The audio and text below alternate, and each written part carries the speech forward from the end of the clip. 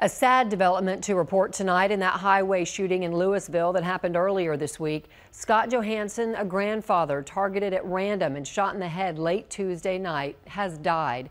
Johansson was on his way to work. He was working the night shift at a motel when police say a stranger who was actually angry with his own family randomly targeted him. Fox 4's Phil Alvarado is tonight at the Lewisville convenience store, and that's where Johansson and the suspect first crossed paths. Phil. Well, Heather, imagine coming up to a convenience store like this, minding your own business, and for no reason at all, a man, 53-year-old Stephen Bialik, comes up to you and starts cursing and threatening you. Police records say that's exactly what happened to Scott Johansson. He was followed and then shot, and now after his death, police may upgrade those charges to murder. Police documents and people who came across Stephen Bialik paint a picture of a man consumed by rage, directing his anger at everyone in his path, on his way to shoot his ex-wife and children, a mission he did not complete. The car shot into the PT Cruiser, and the PT Cruiser lost control and hit the middle section. It's by the Lakeland Baptist Church. Instead, police say Bialik opened fire on a man he didn't know, a grandfather driving his PT Cruiser along South Interstate 35.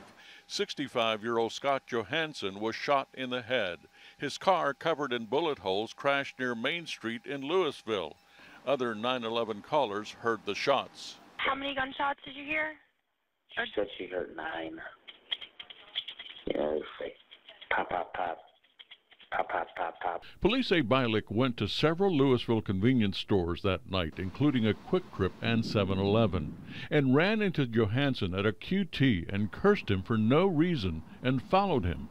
Police documents say this confrontation was unprovoked and took place immediately after Bialik left the 7-Eleven location where he had been overheard talking angrily on the telephone. Toby Harrison works at the 7-Eleven. And I started following him around the store, and he just kind of pulled out a weapon. Harrison called 911 and gave police Bialik's license plate number. How did you see the gun? He pulled it out and was showing people inside the store. Police caught up to Bialik in the driveway of his home in Lewisville. A search warrant affidavit says police recovered a black or dark-colored pistol, ammunition, shell casings, magazines, holsters, firearm cases. Police say some of the shell casings in Bialik's car match those found at the scene of the shooting. Police documents say Bialik called his ex-wife and threatened them, saying he was coming to shoot Bialik's wife and their children. Harrison says Bialik made that call from his store. They weren't polite words. All I heard was the F word a couple of times. Bialik went to the 7-Eleven a second time. He came in an hour later, screaming nobody wanted to mess with him and stuff like that. And I was just kind of like, he called one guy a rock star, some girl a rockette. I just thought he was drunk. And Lewisville police still not talking about exactly what was going on with Bialik, but they do say that he was not cooperative when they caught up with him. They had to get a search warrant to find that weapon and the other evidence that they collected. Heather?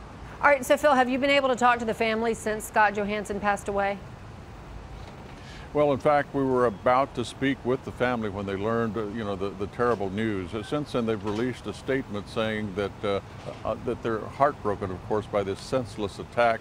They do want to thank Lewisville police and all the first responders, they say, that that helped Scott Johansson. By the way, he leaves behind a wife, 2 children, and 3 grandchildren.